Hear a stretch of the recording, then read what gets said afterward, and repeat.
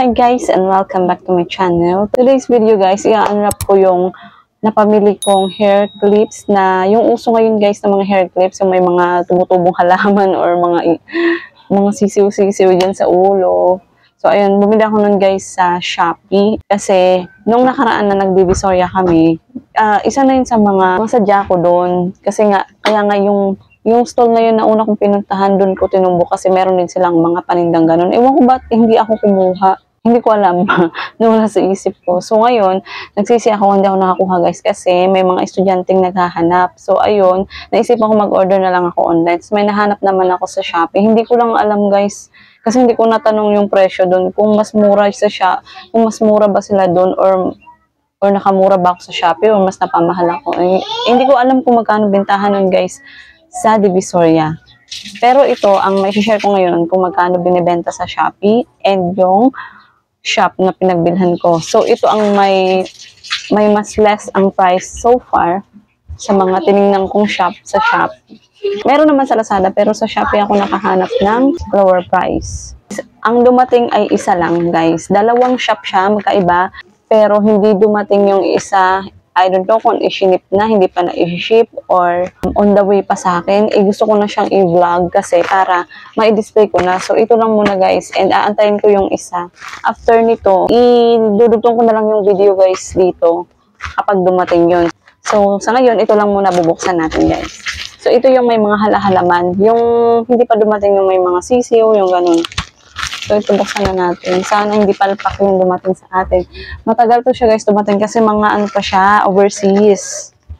So, doon pa siya manggagaling. Wala akong ano na may mga on-hand. Ito na guys. So, sana mabenta siya. Mabenta pa din siya. Hinahabol ko kasi yung pagkauso nito. Ayun siya guys. So cute. Labas natin siya. Ayan, ang ganda guys. Kukuha ko nito para sa aking little girl. Ayun siya guys, oh, bear. Ayan, by sets to siya guys ko siya in order. Teka lang, ay, ang ganda. Ay, may natanggal. Oh my G, may nasira. Pero, kailangan may glue gun ako. Isa lang naman. Mga grupo-grupo ko siya guys in order eh. So ito siya guys, ang isang group, isang set. Ano to siya? Meron siyang 4 pieces. Ay, 4 pieces ba? So 32 for 5 pieces. So 32 pesos siya guys. Tapos meron siyang 5 pieces sa isang set. So ito 1, 2. May natanggal siya guys. Iguglugan ko na lang siguro siya. Ito, natanggal siya. Ayan, ang cute ito. Butterfly na pink. Na meron siyang parang siyang variegated kasi meron siyang white dyan. Ayan, ang cute. Sana mabenta ko agad.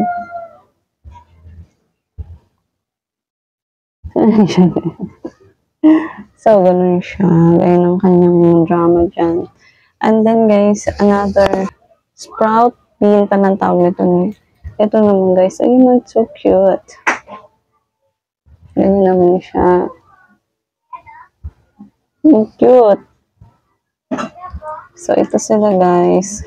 3 sets ata yung kinuha ko nito, yung in-order ko. Ayan siya. Ayan, ang dami niya. Basta meron akong 15 pieces nito. Ayan. So cute. Cute niya. Tapos, another one guys. Ito. Mushroom. Mushroom ba to? Red mushroom. Ayan siya guys. Ang cute. Ano naman yung kinuha ko nito? Ano ata, 2 sets naman. Ayan. So, 10 pieces yung meron ako nito. Here. Matingin natin. Ang cute. Parang may tumubong mushroom sa buhok. Sa ulo. So, ayun siya. Tapos, guys, another one na meron pa silang mga style doon is ito. Para siyang grass na may flower dito sa top niya. Ayan. Ayan, sa kanyang pinakaibabaw. And 2 sets ang kinuha ko nito guys. Ayun siya. It's so cute. Testing natin lahat. Ayun siya guys. Cute. Maganda na ito ilagay pa isa-isa lang. Tapos, last guys na design is itong mga to guys. Ayan. Ano ata to? Dalawang ano lang sets lang. Mas marami lang akong in-order sa yung sprout, bean sprout yung ganito guys. It's super cutie.